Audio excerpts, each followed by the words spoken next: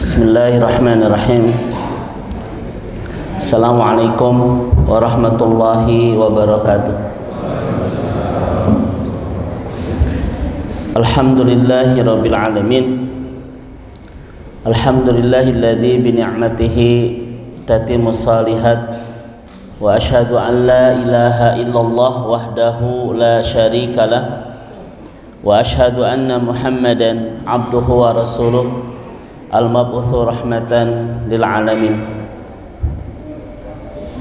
Allahumma iftah lana qulubana wa alhimna rushdana wahdina ila siratikal mustaqim. Allahumma salli wa sallim wa barik ala Muhammadin wa ala alihi wa sahbihi ajma'in.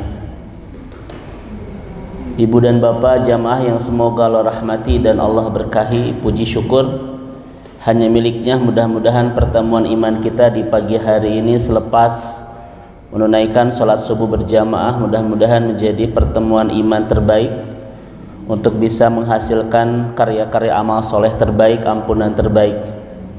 Dan mudah-mudahan lingkaran iman kita di pagi hari ini menjadi lingkaran iman yang bisa menghadirkan buat kita semua hasanah fid dunya dan hasanah fil akhirah, kebaikan di dunia dan kebahagiaan kelak di akhirat. Bapak Ibu yang semoga Allah rahmati dan Allah berkahi, walaupun sudah agak berlalu bulan Syawal, tapi ini pertemuan perdana, maka tak salah kalau saya sampaikan kalimat tahniyah, taqabbalallahu minna wa minkum. Semoga Allah Subhanahu wa taala menerima segala amal ibadah kita selama Ramadan kemarin. Ya. Dan kajian kita masih membahas tentang nama-nama Allah yang indah, dan hari ini insya Allah kita akan berta'aruf, berkenalan dan hidup bersama salah satu nama Allah yang begitu indah yang akan membuat kita semakin jatuh cinta kepada Allah Subhanahu wa taala dan makin bahagia hidup bersamanya, yaitu Allah Al-Barru, ya.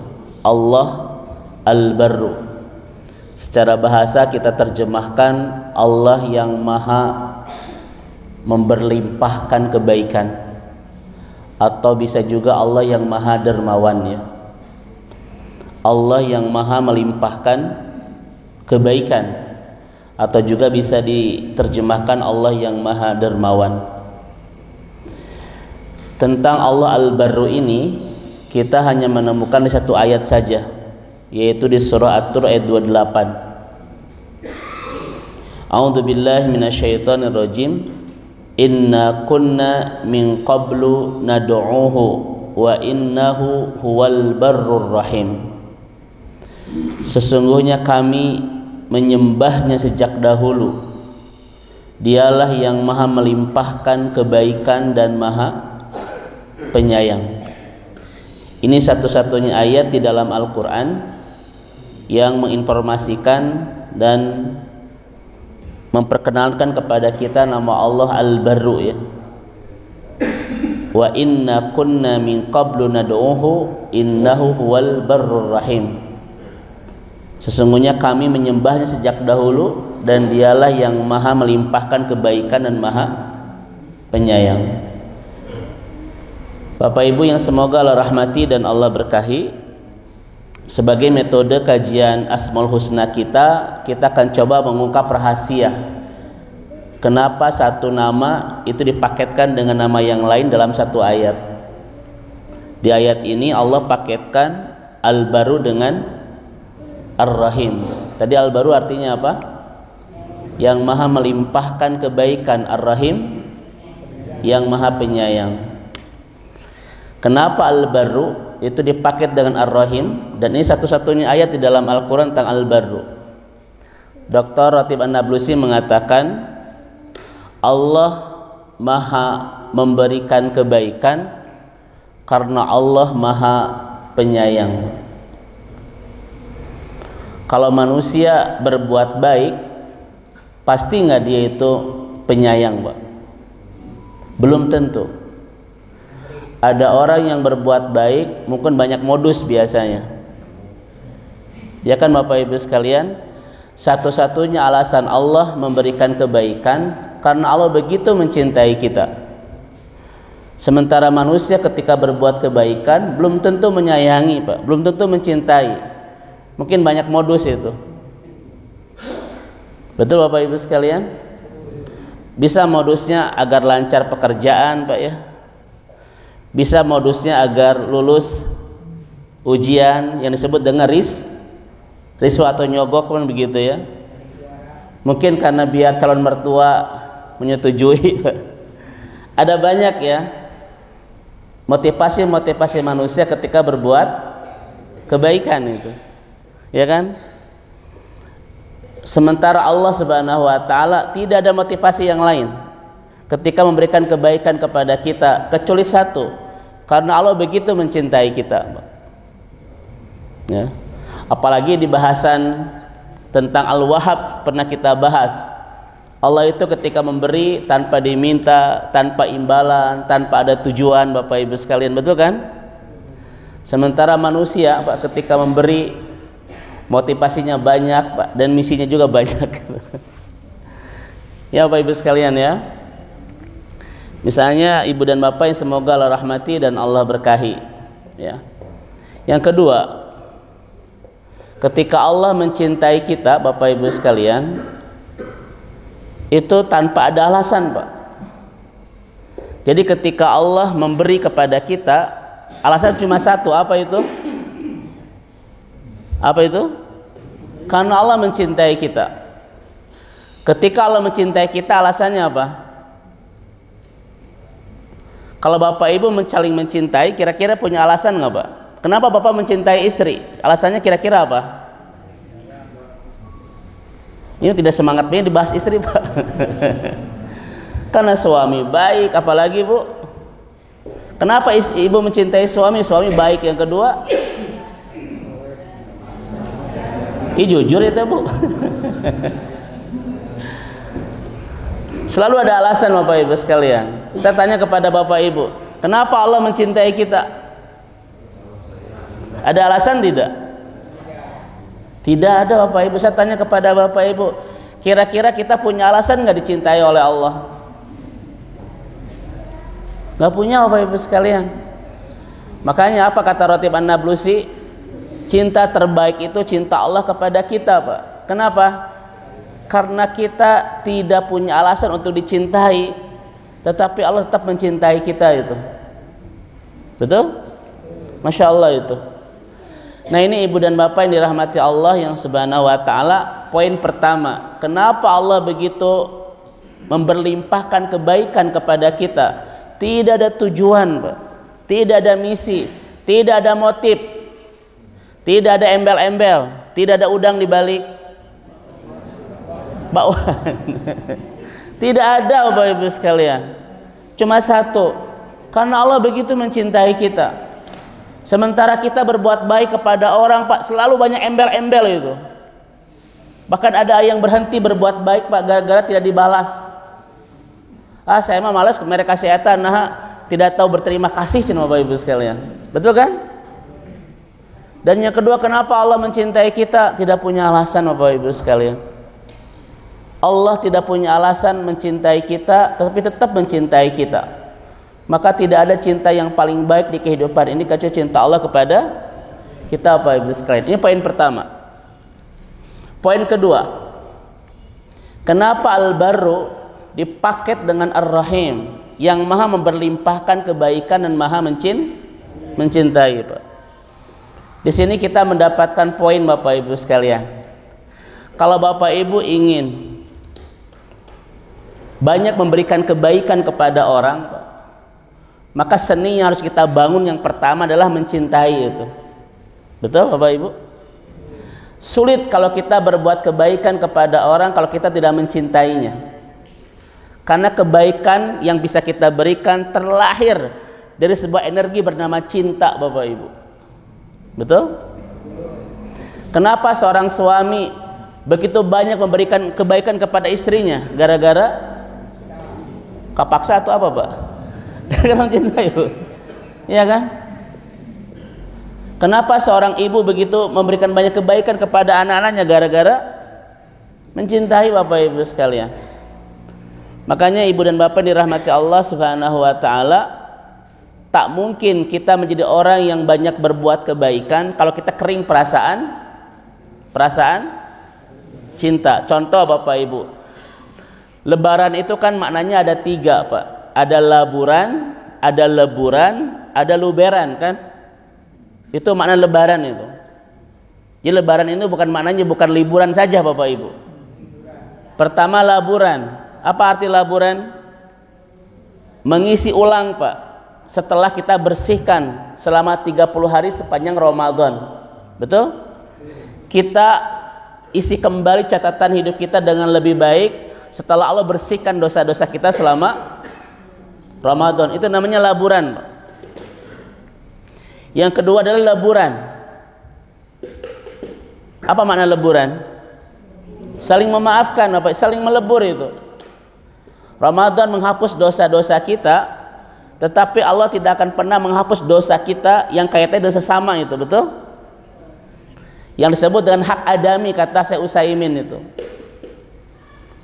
Memang Ramadan ini bisa memberikan ampunan Pak besar-besaran, tetapi Allah tidak akan mengampuni dosa seorang kepada saudaranya sebelum dia minta maaf Pak. Makanya muncul kalimat halal bihalal sejak abad 15 Bapak Ibu, sejak zaman Sunan Gunung Jati itu. Walaupun orang Arab tuh ngerti Pak, apa arti halal bihalal itu? Coba Pak, halal artinya apa? Boleh. Dengan halal artinya apa? Boleh dengan boleh Bu. Itu enak Bu. Jadi Syawal ini memang momentum saling memaafkan agar sempurna Bapak Ibu Allah itu memaafkan dosa kita, betul? Nah yang ketiga adalah luberan Bapak Ibu. Jadi orang yang lebaran itu adalah orang yang laburan, yang mengisi ulang catatan hidupnya setelah Allah bersihkan. Yang kedua leburan, orang yang mudah memaafkan kesalahan saudaranya.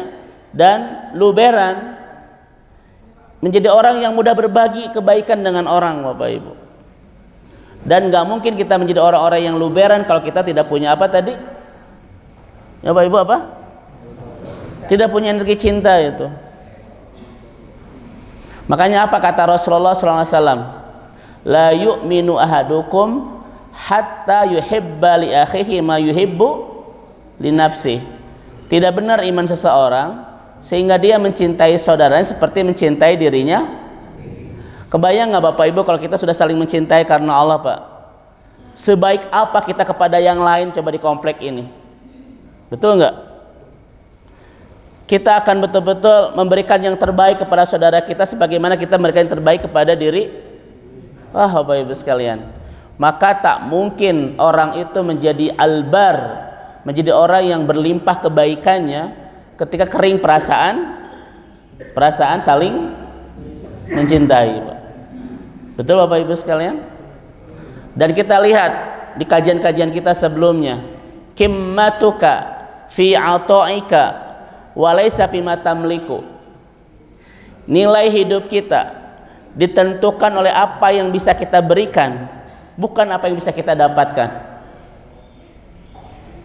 Bahkan kata Ustaz Roti Anablusi mengatakan kehebatan iman seseorang itu dilihat dari apa yang bisa dia berikan, bukan apa yang bisa dia dapatkan. Dan nggak mungkin kita bisa memberikan kalau kita kering dari perasaan cinta Bapak Ibu. Betul ya? Ini makna kedua dari Al-Barrur Rahim Bapak Ibu sekalian. Kenapa Allah begitu Al-Bar? Begitu banyak memberlimpahkan kebaikan dalam hidup kita. Ar-Rahim karena Allah begitu mencintai kita Pak.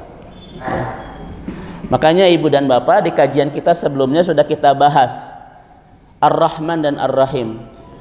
Dari 99 nama Allah, kenapa di setiap aktivitas yang kita mulai kita menyebut 2 nama saja, Ar-Rahman dan Ar-Rahim di kalimat Bismillahirrahman. Kenapa tidak nama-nama yang lain Pak? Padahal nama Allah itu ada berapa? Ada 99. Setiap kita buka mushaf kita baca apa? Bismillahirrahmanirrahim. Setiap kita berbuat kebaikan kita bilang apa? Bismillahirrahmanirrahim. Ibu setiap masuk toilet bilang apa, Bu? Bukan bismillah. Kenapa cuma Ar-Rahman dan Ar-Rahim? Tidak kalimat-kalimat nama-nama yang lain? Kata Syarotib An-Nablusi, Bapak Ibu, karena Ar-Rahman dan Ar-Rahim itu adalah ibunya, Pak, dari nama-nama Allah yang lain, yang maha mengasihi dan maha mencintai. Contoh, Allah Al-Mujib, Allah yang maha mengabulkan doa. Kenapa Allah itu maha mengabulkan doa? Karena Allah Ar-Rahman dan Ar-Rahim, maha mencintai kita. Betul? Ar-Razzaq, Allah yang maha memberi rezeki. Kenapa Allah itu maha memberi rezeki? Karena Allah maha mencintai. Semua berpulang kepada Ar-Rahim, Bapak Ibu sekalian. Kemarin kita bahas Allah Al-Wahhab, Allah yang maha memberi karunia. Kenapa Allah itu maha memberi karunia? Ar-Rahman dan Ar-Rahim, karena Allah begitu mencintai kita, ya. Ini yang disebut dengan ibunya nama-nama Allah Subhanahu wa ta'ala. Baik Bapak Ibu sekalian. Baik. Allah Al-Barru itu seakar kata apa? Dengan ayat di surah Ar-Rum ayat 41. Dhaharul fusadu fil barri wal bahri bima kasabat aydin nas liyudhiqahum ba'dalladzi amilu la'allahum yarji'un. Telah tampak keruksakan di darat dan di laut disebabkan perbuatan tangan manusia. Perhatikan Bapak Ibu sekalian. Di sini ada kalimat, Pak, telah terjadi keruksakan di daratan dan di lautan akibat ulah siapa? Makanya pernah kita bahas Bapak Ibu sekalian, manusia itu makhluk yang sangat sempurna ciptaan.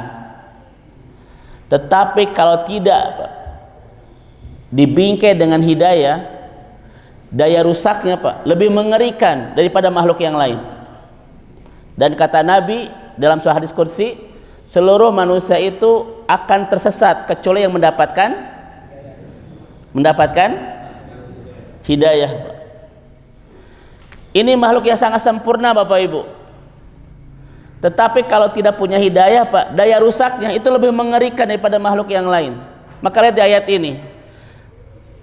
Keruksakan di langit dan di bumi. Keruksakan di daratan dan di lautan akibat ulah siapa? Bapak Ibu sekalian. Ya. Makanya ibu dan bapak yang Allah rahmati dan Allah berkahi, kalau orang tidak memiliki hidayah, Pak, itu daya rusak yang mengerikan dalam kehidupan ini. Pernah saya sampaikan kepada Bapak Ibu, singa itu makhluk binatang yang sangat buas, Pak. Ketika dia menerkam mangsa, kemudian memakan, setelah kenyang ngapain? Ya sudah, Pak, tinggalkan makanan itu. Coba manusia, Pak, setelah kenyang ngapain? Sok pengalaman masing-masing. Dibungkus. Sampai ada orang yang Pak korupsi triliunan Bapak Ibu sekalian. Itu siapa, Pak? Manusia itu. Gila, Masya Allah. Jelema, Pak. Padahal 1 rupiah saja Bapak Ibu itu siapnya berat nanti di akhirat, betul? Ini puluhan triliun Bapak Ibu sekalian. Itu siapa? Manusia tidak punya hidayah. Ada kambing masuk kebun singkong, Pak. Yang dimakan kambing apa yang diambil? Cuma daunnya saja. Manusia masuk kebun singkong, yang diambil apa? Sok pengalaman, Pak. Daunna, batangna, apa singkongna, tanahna, nupugan lagi, Pak. Itu manusia, Bapak Ibu sekalian. Maka di ayat ini telah nampak keruksakan di daratan di lautan akibat ulah siapa? Manusia, makhluk yang sangat sempurna ini, Bapak Ibu.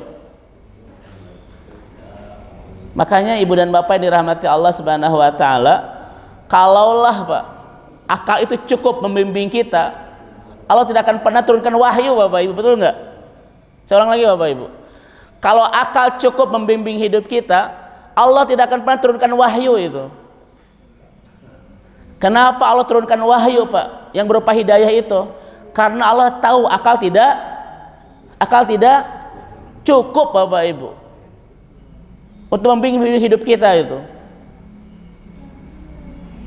Saya tanya Bapak Ibu, orang-orang yang korupsi triliunan itu Pak, orang-orang yang bodoh, orang-orang yang pintar itu.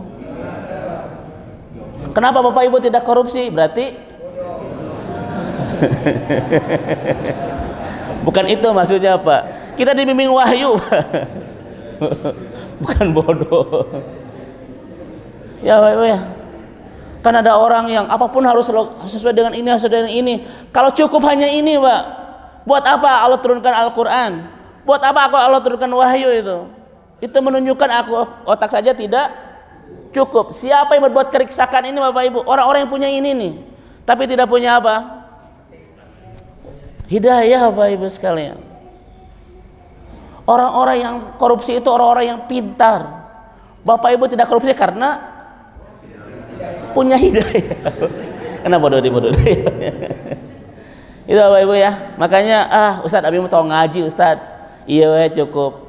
Tidak akan pernah Bapak Ibu ini mengantarkan kepada kebahagiaan dunia dan akhirat, betul?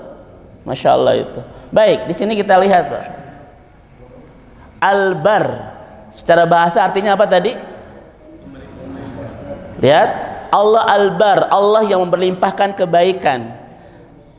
Secara bahasa al-bar itu artinya daratan Pak. Telah nampak kerusakan fil barri wal bahri, di daratan dan di lautan. Baik, mari Bapak Ibu kita mari kita tadaburi. Kenapa Allah Subhanahu wa taala memperkenankan namanya kepada kita Al-Bar, yang maha memberlimpahkan kebaikan, dan Al-Bar secara bahasa artinya daratan. Kira-kira pemahamannya bagaimana? Kira-kira pemahamannya bagaimana Pak? Apa hubungan antara Allah Al-Bar yang maha memberlimpahkan kebaikan dengan arti dasar Al-Bar yang artinya daratan? Bagaimana cara memahaminya Bapak Ibu?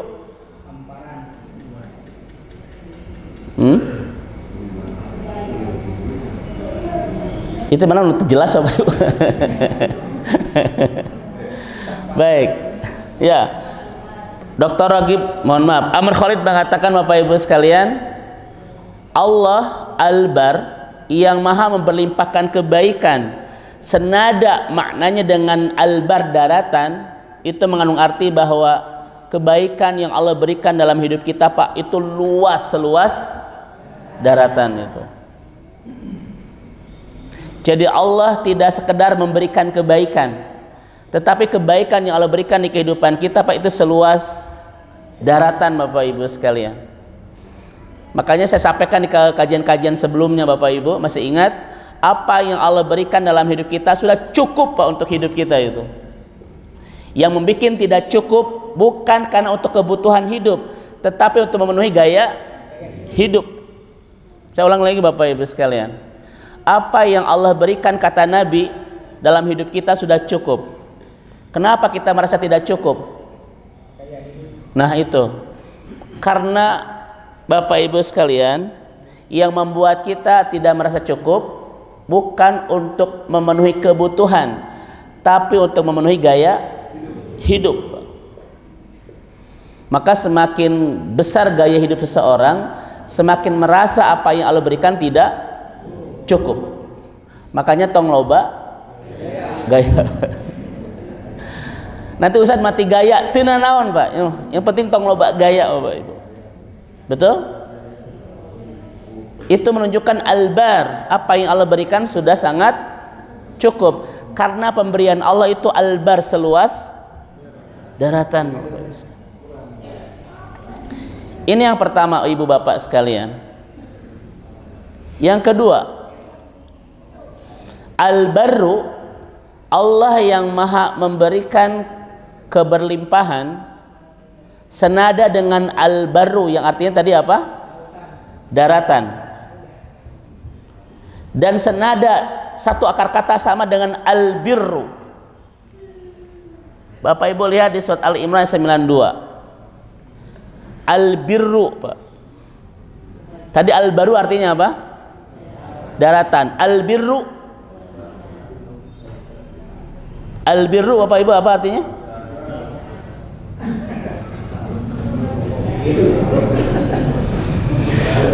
Baik. Al-birru ini kata Ibnu Mas'ud, ibu bapak sekalian, adalah al-jannah, Pak, yaitu surga. Pernah kita bahas ya di kajian kita sebelumnya. Makanya di ayat ini kata Ibnu Mas'ud, orang tidak akan pernah mendapatkan surga sampai dia menginfakkan apa yang dia cintai, Pak. Sampai dia menginfakkan apa yang dia cintai. Bapak Ibu selama ini memberi, Pak, apa yang kita cintai, apa yang sudah tidak terpakai. Ini Bapak Ibu, konsep memberi itu ini loh, bukan yang lain. Lantana, lan itu Bapak Ibu betul-betul apa ya, tidak akan pernah masuk surga itu orang sehingga dia menginfakkan apa yang dia cintai. Jangan-jangan selama ini infak-infak yang kita berikan, Pak, tidak mengantarkan kita ke surga, karena kita menginfakkan sesuatu bukan yang paling kita cintai tapi sudah tidak terpakai. Ustadz, bagaimana cara kita bisa memberikan sesuatu yang kita cintai kepada orang lain? Rumusnya satu, Pak, cintai saudara kita seperti mencintai diri. Itu kata Nabi itu.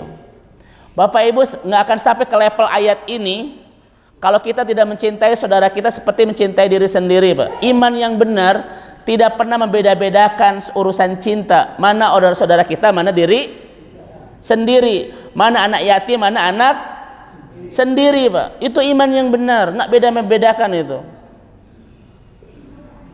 Hari Bapak Ibu, kamar Ibu lebaran, Bu, ke pasar baru, tawaf, Bu, ya. Cari baju buat sendiri-sendiri, cari yang terbaik. Sampai kelilingan 17 putaran Bapak Ibu, ujung-ujungnya buka berapa itu? Ustadz, tapi bisa buka di pasar baru, nah Bu, capek. Hari untuk dibagi-bagi, Bu, cari obrolan Bapak Ibu sekarang, grosiran, asal ada. Bukan begitu iman seseorang itu, betul? Nah, Ibu dan Bapak, kata Ibnu Mas'ud, al-birru itu artinya al-jannah. Makanya ada kalimat hajjan mabruron. Saya baru pulang kemarin malam Bapak Ibu dari Saudi. Kemarin malam Bapak Ibu, sekarang Saudi sudah mulai persiapan menerima haji besar-besaran Bapak Ibu, ya. Yang umroh sudah mulai banyak yang pulang, dan visa umroh sudah tidak keluar. Tahun ini dipastikan hajinya akan besar-besaran Ibu Bapak sekalian. Mudah-mudahan Bapak Ibu nanti yang berangkat haji tahun ini Allah mudahkan, Allah lancarkan, dan bisa meraih kemakburan insyaallah, ya. Saya baru pulang tadi malam, kemarin malam, ya, dan Saudi sedang mempersiapkan persiapan menyambut tamu Allah setelah 3 tahun, ya Pak, ya. Setelah 4 tahun atau 3 tahun? Sejak 2019, ya Pak, ya. Begitu. Kemarin memang ada haji, tapi cuma dibatasi 1.000.000 orang. Dan tahun ini bisa berlipat-lipat gitu. Bapak Ibu dirahmati Allah, ada kalimat hajjan mabruran dari albir itu. Apa arti hajjan mabruran? Semoga haji Anda, apa arti mabrur? Makbul kalau diterima itu, Pak.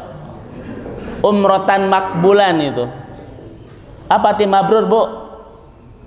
Ya gitu lah Ustadz. Mabrur itu asal katanya dari al-birro, Pak. Al-birru artinya surga. Semoga haji Anda mengantarkan Anda ke surga, Pak. Makanya Bapak Ibu, kalau ada yang berangkat haji, doa terbaiknya ini, semoga Anda hajjan mabruran. Semoga haji Anda mengantarkan Anda pulang ke surga itu.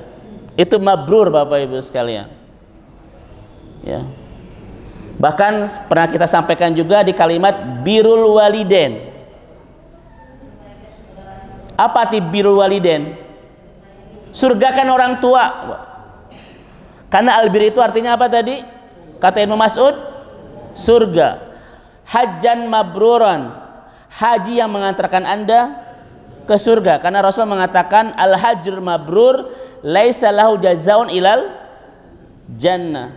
Tidak ada balasan yang haji kecuali mabrur, melainkan dia akan mendapatkan surga. Maka birrul waliden itu bukan sekedar berbuat baik kepada orang tua, tapi surgakan orang tua. Betul Bapak Ibu? Surgakan orang tua. Apa artinya? Bawa orang tua kita ke puncak-puncak kebahagiaan dengan adanya kita, Pak. Artinya apa? Orang tua itu bukan waktu sisa, harta sisa, tenaga sisa, bukan Bapak Ibu. Kita kan selama ini bisa berbuat baik kepada orang tua kalau ada yang tersisa dari kita. Waktu kita, betul Bu? Harta kita, tenaga kita, bukan, Pak. Apa kata Nabi? Al-walid awsatu abwabil jannah. Orang tua itu surga paling tengah, kata Nabi. Coba saya tanya kepada Bapak Ibu, kenapa orang tua disebut surga paling tengah? Al-walid awsatu abwabil jannah. Orang tua itu pintu surga paling. Kenapa disebut pintu surga paling tengah? Ini dari tadi pas saya nanya merenung, Bapak Ibu sekalian sedaya barager. Saya bertanya loh, bukan jak merenung. Banyak pikir Pak ya. Satu, surgakan orang tua kita di dunia Pak. Bawa dia ke puncak-puncak kebahagiaan dengan adanya kita. Jangan pernah memberi kepada orang tua waktu sisa kita, tenaga sisa kita, harta sisa kita itu. Dan yang kedua Bapak Ibu sekalian, hantarkan orang tua kita pulang ke surga. Pastikan orang tua kita di hari tua betul-betul Bapak Ibu on the track, di jalur ke surga. Itu tanggung jawab siapa? Anak-anak Bapak Ibu. Jadi kalau kita menghubungi orang tua, Pak, nelpon, berkunjung, jangan sekedar nanya kesehatan, nanya ibadahnya, Pak, nanya imannya, nanya ngajinya, karena itu kewajiban anak, Pak. Orang tua itu kan ardalil umur, pikiran sudah melemah, Pak, ingatan sudah melemah, tenaga sudah melemah, Pak. Itu harus dikawal oleh anak-anaknya agar tetap on the track gitu, di jalur surga itu. Coba ibu-ibu di sini Bu nelpon ke orang tua, biasanya nggak bahas apa? Mulai Bapak Ibu, mah gimana ngajinya, tilawahnya, gimana ibadahnya, dijaga itu kewajiban anak-anak Bapak Ibu sekalian. Dan orang tua disebut dengan pintu surga paling tengah apa? Ulama kita mengatakan, Ibnu Mas'ud diantaranya Bapak Ibu mengatakan, dia adalah Bapak Ibu amal terbaik dari seluruh amal-amal baik yang lain yang bisa mengantarkan kita pulang ke surga itu Pak.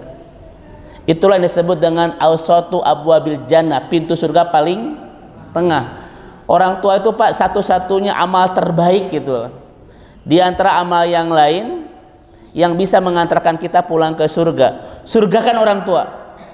Kita berpeluang besar mendapatkan. Nah gitu Bapak Ibu. Kita setiap hari Bapak Ibu minta surga kepada Allah, tetapi ada orang tua kita yang kita tidak bahagiakan. Ada orang tua yang kita kadang sakiti perasaannya dengan kita jarang silaturahmi. Mana mungkin ada orang yang mendapatkan surga ketika tidak bisa mensurgakan kedua orang tua itu. Betul? Nah sekarang saya tanya kepada Bapak Ibu, tadi Al-Baru artinya daratan. Apa hubungannya dengan nama Allah Al-Bar? Kebaikan Allah seluas daratan. Sekarang saya tanya Bapak Ibu, apa arti Al-Bir? Surga. Apa hubungannya dengan nama Allah Al-Bar? Hah? Apa hubungannya Bapak Ibu? Tadi saya kasih tahu, sekarang mau dikasih tahu Pak, silakan besok jawab.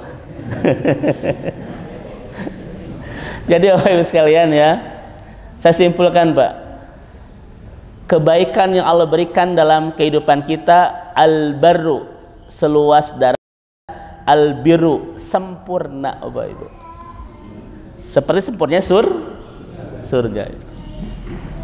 Ada nggak di antara kita yang merasa tidak sempurna pemberian Allah? Ada nggak? Saya ulang, ada nggak di antara kita yang merasa pemberian Allah tidak sempurna? Ada nggak Pak? Pertanyaannya, apakah memang Allah tidak sempurna ketika memberi? Tidak. Bukan karena pemberian Allah tidak sempurna yang membuat kita merasa tidak sempurna, tetapi penyakit-penyakit di hati kita, Pak, yang merasa tidak sempurna pemberian Allah yang sempurna itu. Penyakitnya apa Bapak Ibu? Selalu melihat orang yang di atas kita. Betul Bapak Ibu ya? Itulah yang membuat kesempurnaan pemberian Allah di kehidupan kita merasa tidak sempurna. Makanya dibutuhkan kajian tazkiyatun nafs, Pak. Salah satu kepentingan kenapa kita harus membahas tazkiyatun nafs, Pak, untuk senantiasa berhusnudon kepada Allah Subhanahu wa taala dengan pemberiannya, karunia-Nya, anugerahnya dan lain seterusnya itu. Maka Ibu dan Bapak, ini masih kajian bahasa ya. Pemberian Allah seluas daratan dan sempurna dalam hidup kita sempurnanya surga itu. Baik, kita lanjut Bapak Ibu. Kita masuk ke kajian-kajian definisi dari para ulama kita. Tadi sudah paham Pak ya, al-baru dan al-birru? Insyaallah. Taib. Kita lihat apa kata Imam Al-Khattabi tentang Allah al-barru itu. Al-atuf ala ibadihi al-muhsinu ilaihim falam yadkhul alaihim birizkihi. Ini makna pertama dari Imam Al-Khattabi. Siapa Allah al-barru itu? Al-atuf ala ibadihi, Pak, yang begitu lemah lembut kepada hambanya. Atuf itu lemah lembut ya Pak. Makanya Ibu dan Bapak, dalam definisi tentang rahmat, Pak, secara bahasa rahmat itu artinya 3. Ra'fatun, riqqatun, atofun, ya kan? Ra'fatun, riqqatun, atofun. Lembut, halus dan penuh kasih sayang. Makanya orang yang penuh rahmat, Pak, biasanya terlihat dari 3 kata-katanya: lembut, perangainya halus, dan hatinya penuh kasih sayang. Itu orang berlimpah dengan rahmat. Makanya kalau ibu-ibu, Bu, ingin tahu suami ibu tuh dapat rahmat atau tidak, secara sederhana bisa terlihat dari kelembutan kata-katanya, kehalusan perangainya, dan kasih sayang di hatinya itu. Jadi kalau ada laki-laki, Bu, kata-katanya kasar, perangainya keras, hatinya kosong dari kasih sayang, berarti dia tidak punya rahmat. Makanya lihat Bapak Ibu, bagaimana cara mendatangkan rahmat? Indahkan ketaatan kita kepada Allah, Allah pasti hadirkan rahmat. Maka ciri, Pak, orang yang soleh, Pak, itu lembut kata-katanya, halus perangainya itu, Pak, dan hatinya penuh kasih sayang. Kenapa? Semakin kuat hubungan dia dengan Allah, semakin indah rahmat bagi sesamanya itu. Makanya orang, Pak, kalau tidak hebat hubungannya dengan Allah, tidak bagus hubungannya dengan sesama. Contoh Bapak Ibu, maksudnya gini Bapak Ibu ya, kalau seorang laki-laki misalnya itu tidak bagus ibadahnya, Pak, selalu punya masalah soal sesamanya itu, kepada Allah saja dia tidak setia. Kalau kepada Allah orang tidak setia, Pak, maka akan banyak di kehidupannya akan dia hianati itu. Salam Bapak Ibu ya. Ketika seseorang tidak setia kepada Allah, maka akan banyak di kehidupannya akan dia hianati. Betul nggak Bapak Ibu sekalian? Contoh Bapak Ibu, ketika ke masjid tidak ke masjid, ketika baca Al-Quran tidak baca Al-Quran, dia setia nggak sama Allah, Pak? Itu nggak setia, betul? Ketika orang tidak setia sama Allah, Pak, tidak ke masjid, tidak baca Al-Quran, tidak ngaji, bla bla bla, maka akan banyak di kehidupan dia yang akan dia hianati itu. Hianat kepada pasangannya, hianat kepada kejujurannya, Pak, hianat kepada janjinya itu. Kalau dia tidak setia kepada siapa? Kepada Allah. Maka untuk menciptakan manusia yang sangat indah hubungan dengan sesama, perkuat dulu hubungan dia dengan siapa? Itulah rahmat, Pak. Gak mungkin ada orang yang hidupnya berlimpah dengan rahmat ketika hubungan dengan Allahnya tidak baik gitu. Ya. Baik Bapak Ibu sekalian.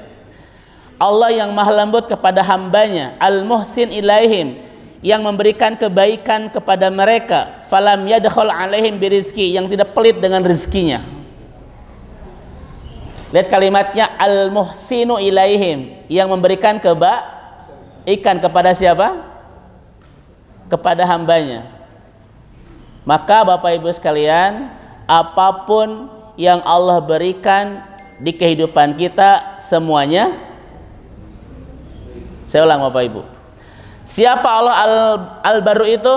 Al-muhsinu ilaihim, yang memberikan kebaikan kepada hambanya.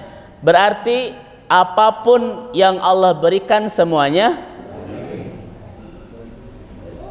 Pertanyaan saya kepada Bapak Ibu, ada nggak pemberian Allah yang buruk? Ada? Bapak Ibu pernah nggak mendapatkan hal yang buruk? Oke, saya ulang lagi Bapak Ibu sekalian. Pernah Allah berikan keburukan dalam hidup kita? Karena Allah Al-Barr, Pak. Pertanyaan kedua, pernah Bapak Ibu mengalami hal yang buruk? Bagaimana cara memahaminya? Allah yang tidak pernah berbuat buruk, sementara kita yang sering mendapatkan hal yang buruk. Bagaimana cara memahaminya? Oh, sekalian. Karena ada orang, Pak, Allah zolim, Allah pilih kasih, Allah tidak sayang, Pak. Wah, terus saya mencaci Allah Subhanahu wa taala. Demi Allah, Bapak Ibu, siapa makhluk yang paling terkutuk? Iblis, betul?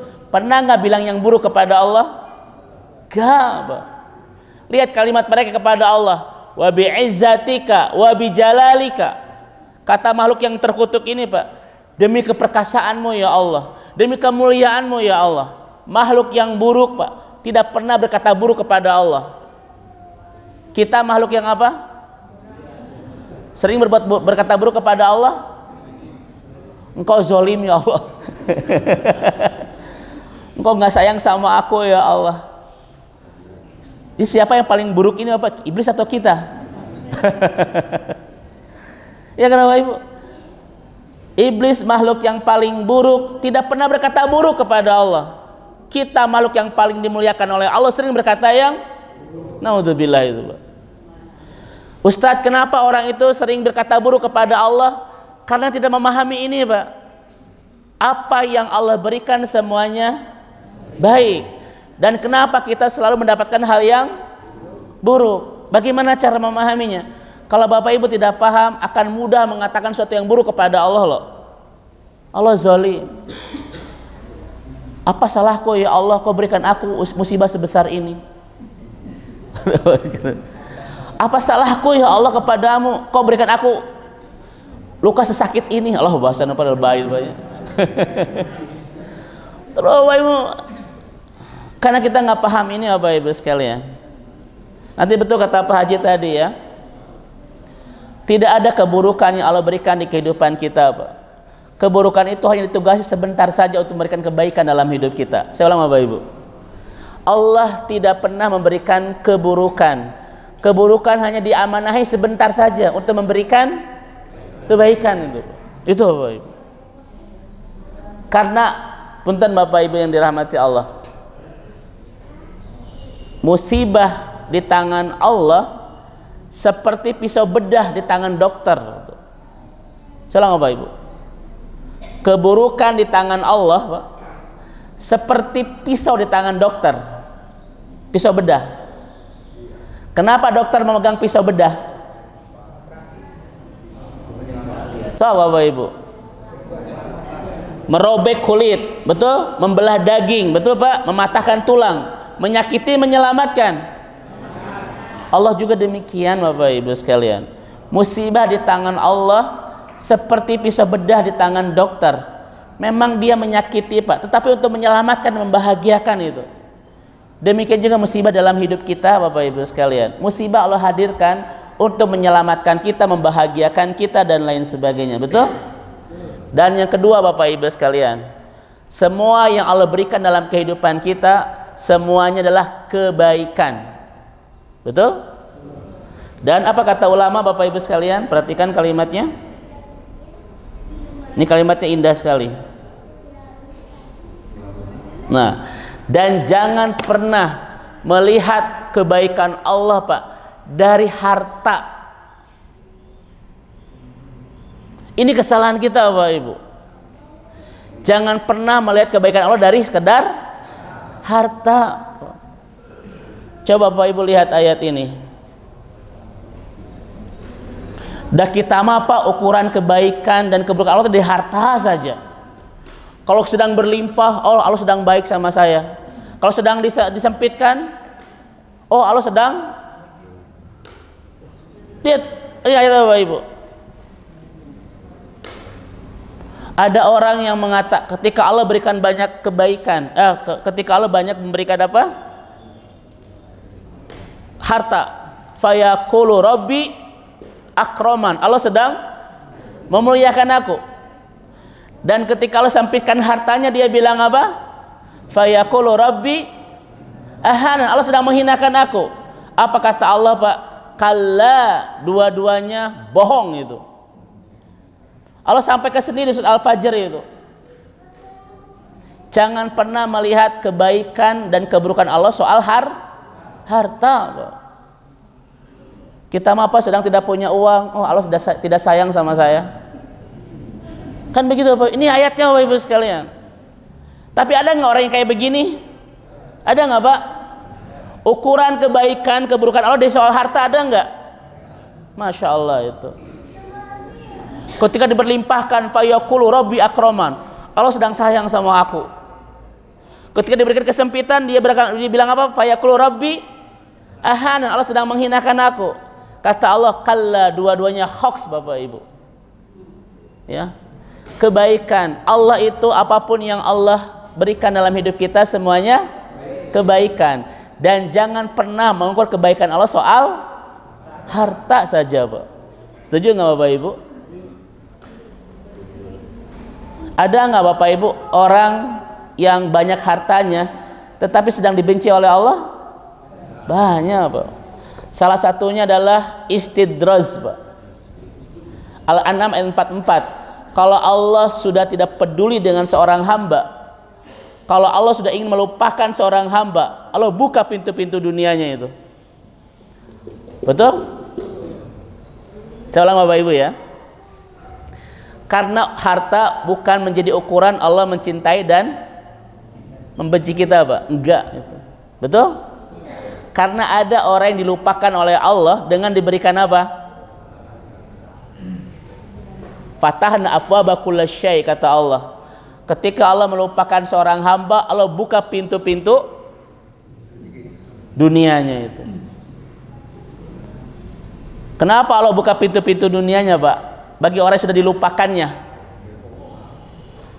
agar dia menutup rapat-rapat pintu akhiratnya, Pak.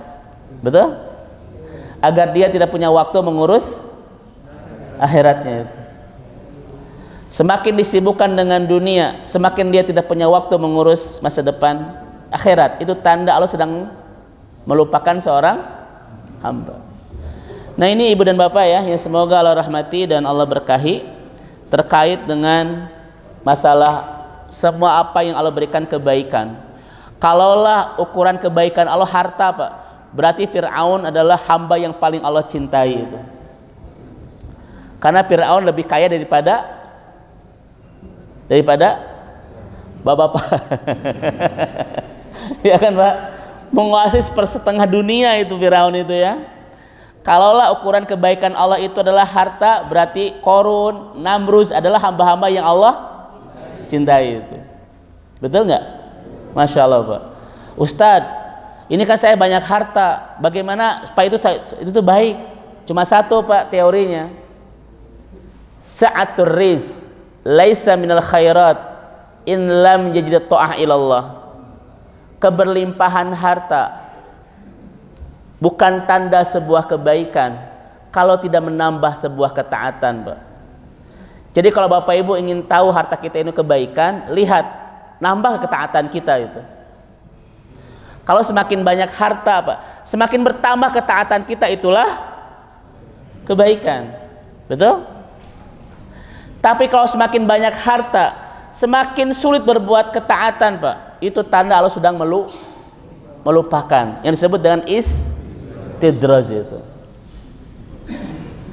Karena saya Bapak Ibu pernah ditanya, ada pasangan Pak, usia 25. Kebetulan jamaah saya, rumahnya di Antapani. Itu salah satu pengusaha terbesar lah Pak di kota Bandung, soal apa namanya ya, saya lupa. Dimsum apa namanya itu ya, yang kayak gitulah Bapak Ibu sekalian. Usia muda apa, pasangan muda, tetapi hartanya sudah unlimited lah gitu, sudah tidak berseri gitu ya. Kalau kita mah serial terus Pak. Ustadz, saya itu takut ini harta saya ini bentuk Allah mencintai saya atau melupakan saya, gitu Bapak Ibu sekalian. Hebat Bapak Ibu, orang kaya raya tapi hatinya khawatir itu Pak. Anak muda usia 25 tahun, pasangan muda Bapak Ibu sekalian, ketika berlimpah harta itu makin takut, ini tuh istidraj atau Allah mencintai. Bapak Ibu begitu nggak perasaannya Pak? Kita mah nyantai. Saya tanya, harta ini membuat kita makin membuat antum makin baik ke hubungan dengan Allah, ya gitu ya, atau makin jauh? Itu diceritakan sama karyawannya Pak, dia sedekah, dia mau umrohkan, bla bla bla begitulah ya. Itulah yang disebutkan kebaikan itu.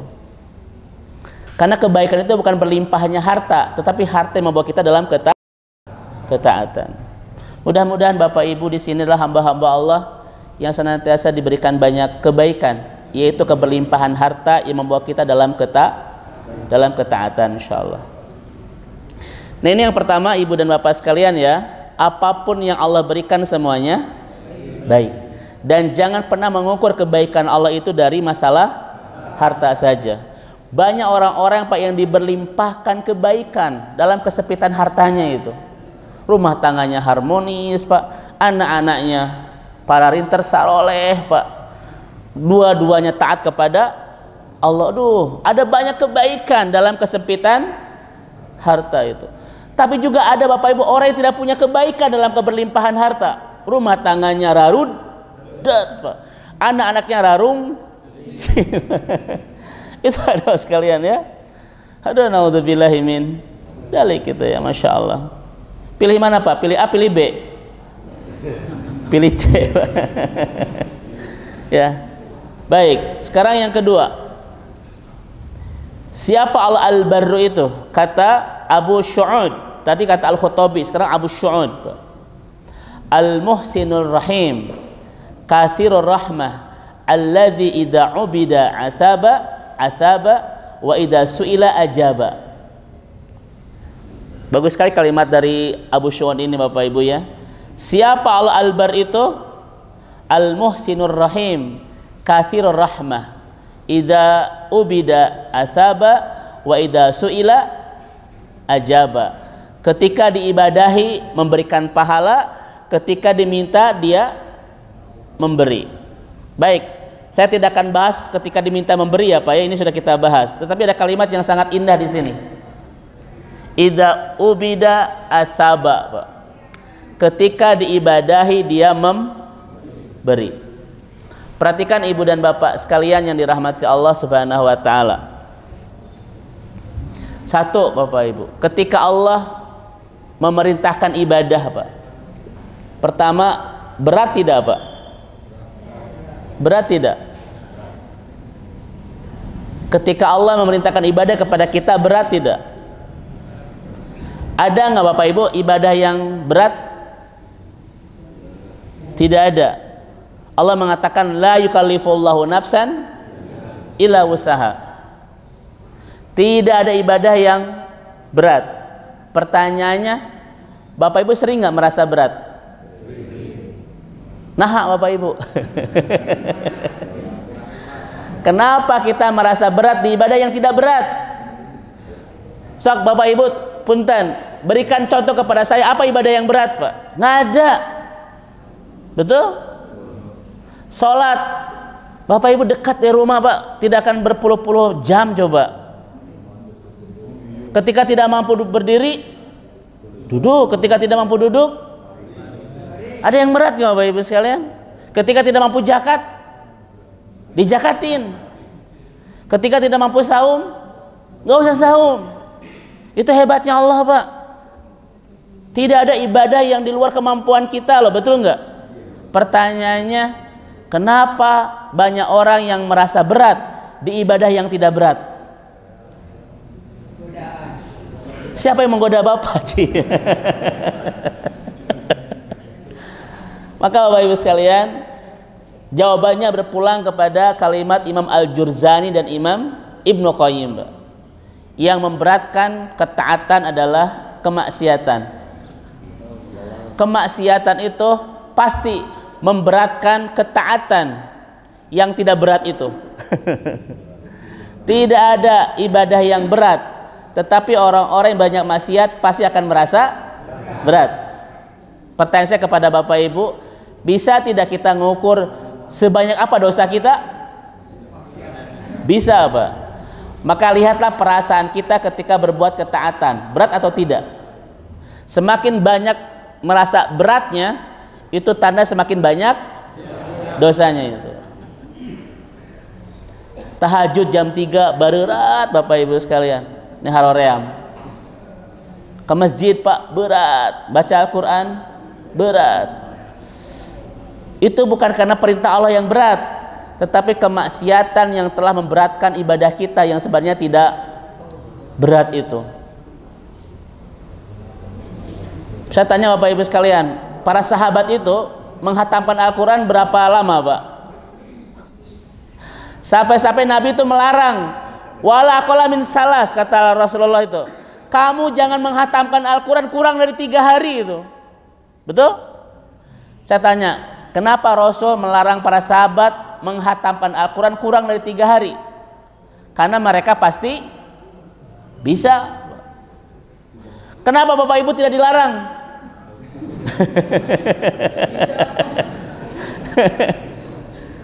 Kita Pak boro-boro 3 hari 30 juz, 1 juz hari, 1 hari pun bukan kena Al-Qur'annya loh, tapi dosanya Bapak Ibu sekalian. Kemarin itikaf Bapak Ibu sekalian, Rasul pernah kehilangan itikaf? Gak pernah, Pak. Betul? Bapak Ibu, ketika Rasul tidak pernah kehilangan itikaf, kita tidak pernah. Kenapa? Berat. Bukan itikafnya, dosanya Bapak Ibu sekalian. Bukan itikafnya, Pak. Dari 365 hari setahun, Allah cuma minta 10 hari Bapak Ibu untuk Allah.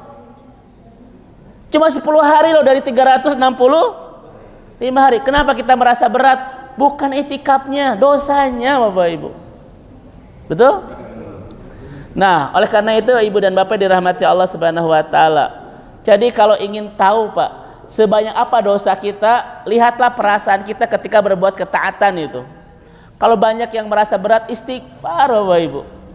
Dosa kita sudah terlalu lama dan terlalu banyak sehingga membuat kita lemah dalam melaksanakan ketaatan itu. Ngaji haroream, Pak. Subuh rarudet. Tahajud. Itu dosa, Mas. Banyak dosa itu ya. Naudzubillah. Taib. Saya tanya Bapak Ibu, Allah itu ketika memerintahkan, Pak, tidak ada yang berat. Pertanyaannya, ketika Allah memerintahkan kita ibadah, saya tanya kepentingannya buat Allah atau buat kita? Buat kita apa, bukan buat Allah. Dan hebatnya, Pak, 1 tidak berat, 2 buat kita, Allah kasih pahala itu. Coba bayangin. Betul? Masya Allah itu.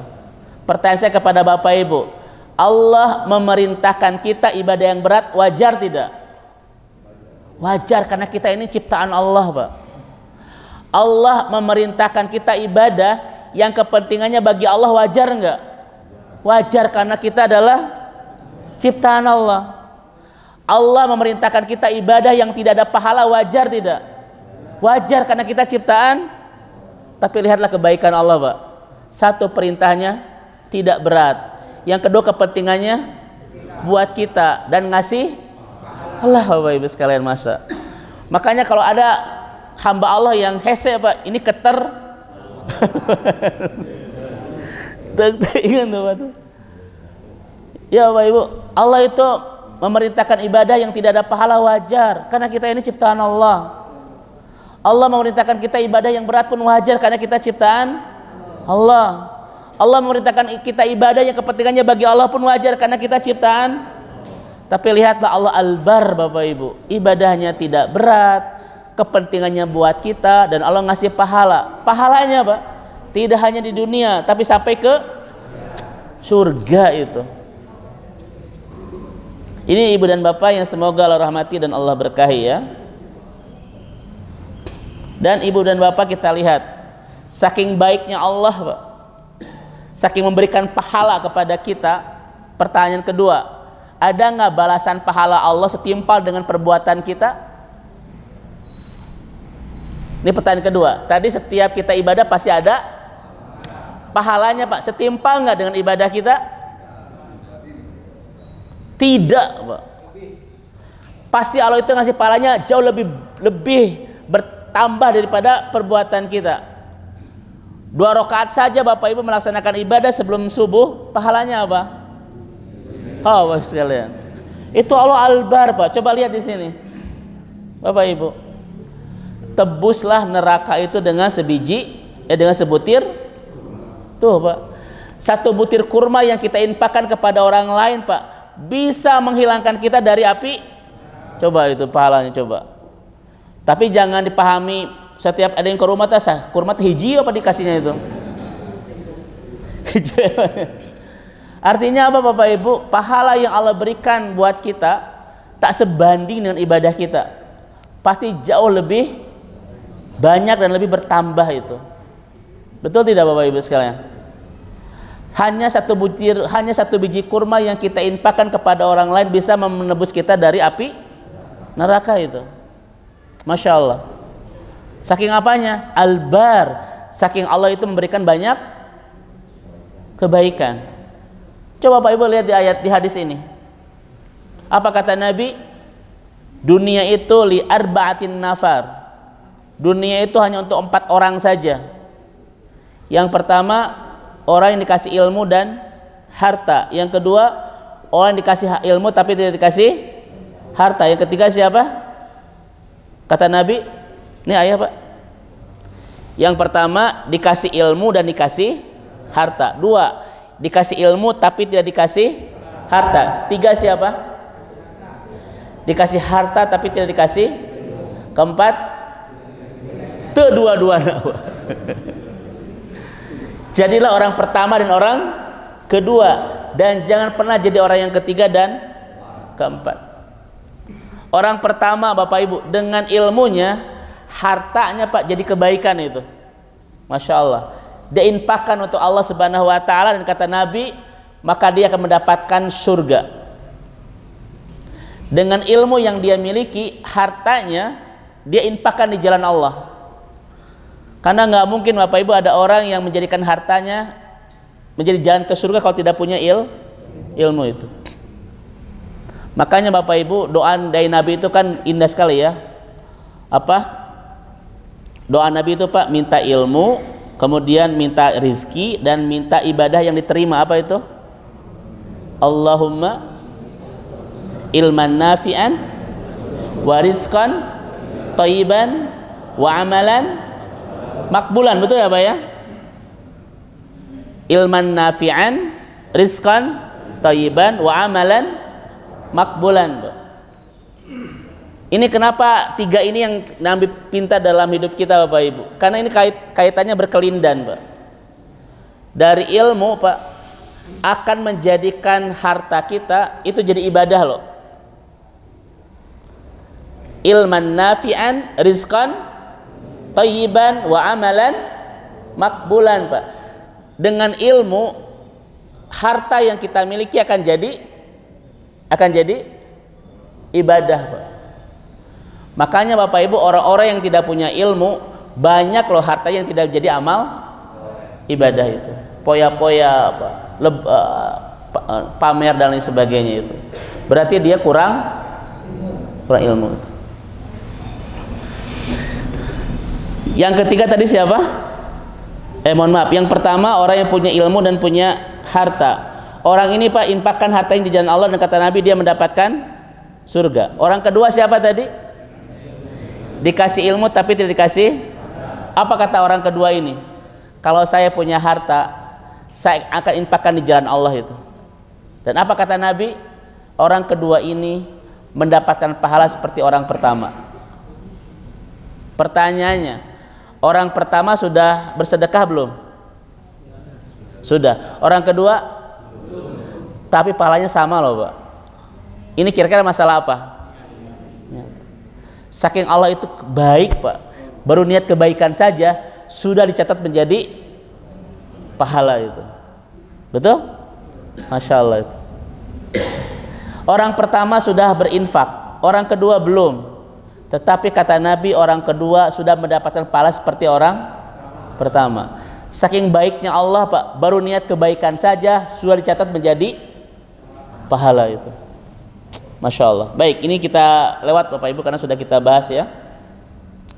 Dan terakhir Bapak Ibu sekalian, siapa Allah Al-Bar itu? Kata Imam Al-Khattabi, as-sadiq fi wa'dihi alladhi yatazawwaju an 'abdihi, yaitu yang jujur kepada janji-janjinya Pak. Yang jujur kepada janji-janjinya.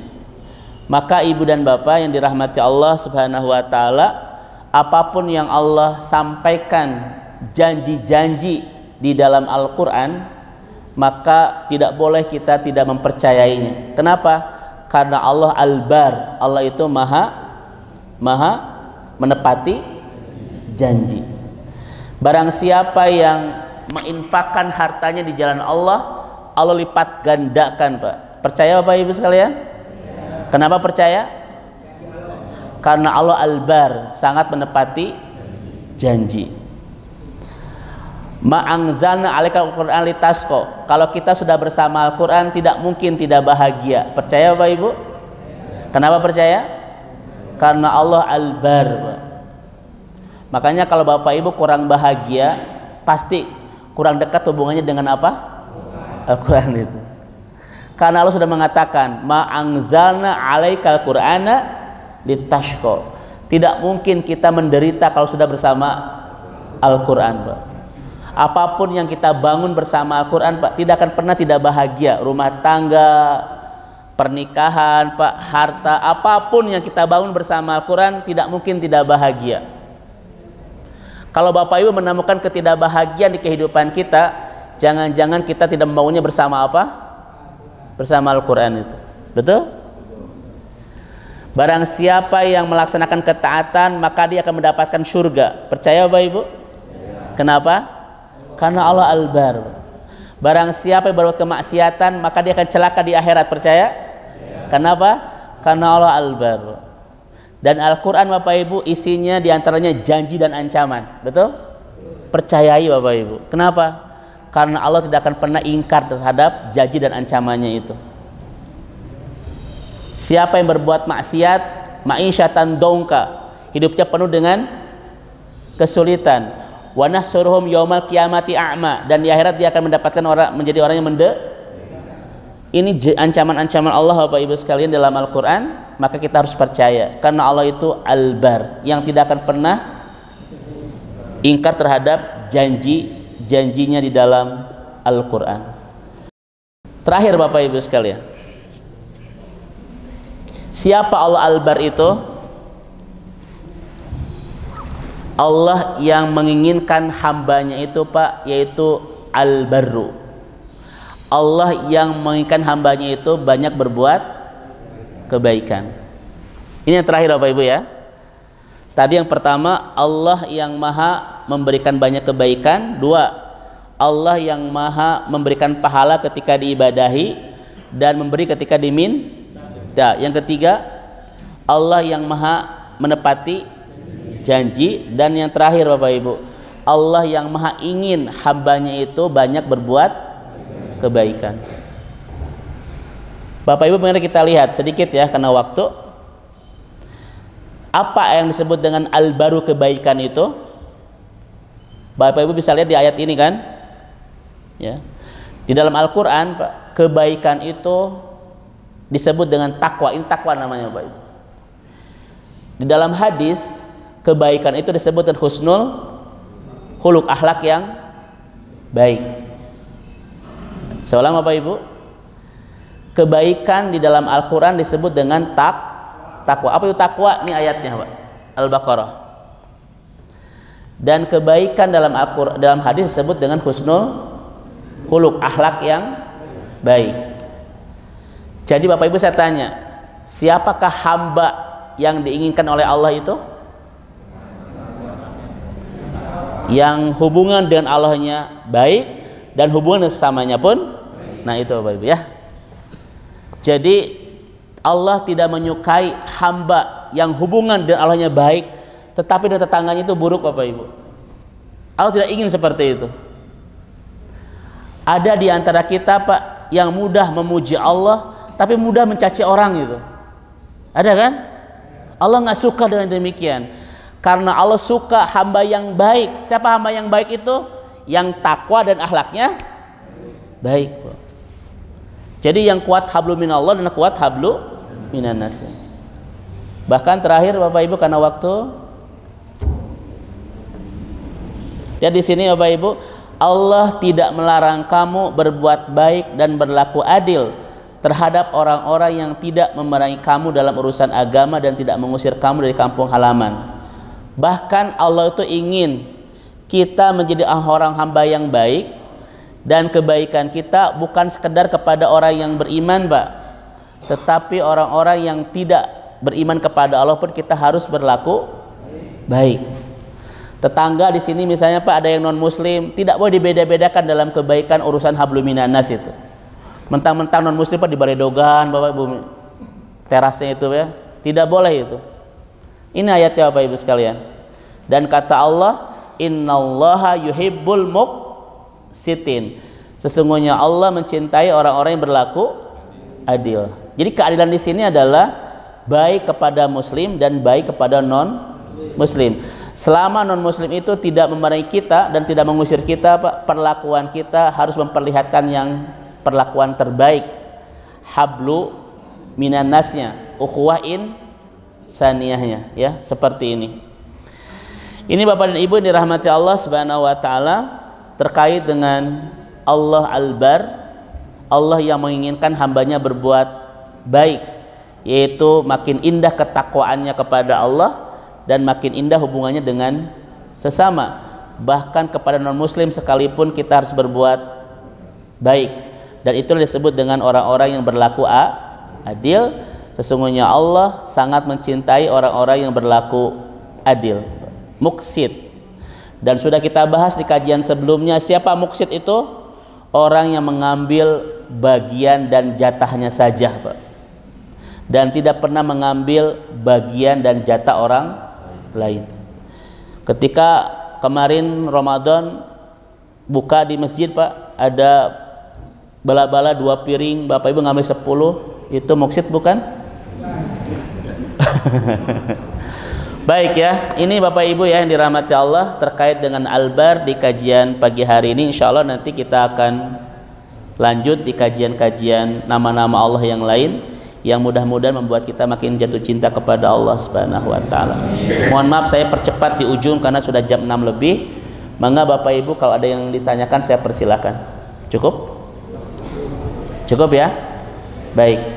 Ini dulu Bapak dan Ibu yang saya sampaikan di kajian kita di hari ini. Insya Allah nanti di kajian-kajian berikutnya kita lanjut nama-nama Allah yang lain, yang mudah-mudahan kita makin terus mengenal siapa Allah lewat nama-namanya indah yang membuat kita makin jatuh cinta kepadanya, makin nikmat ibadah kepadanya, dan makin bahagia menjadi kehidupan kita.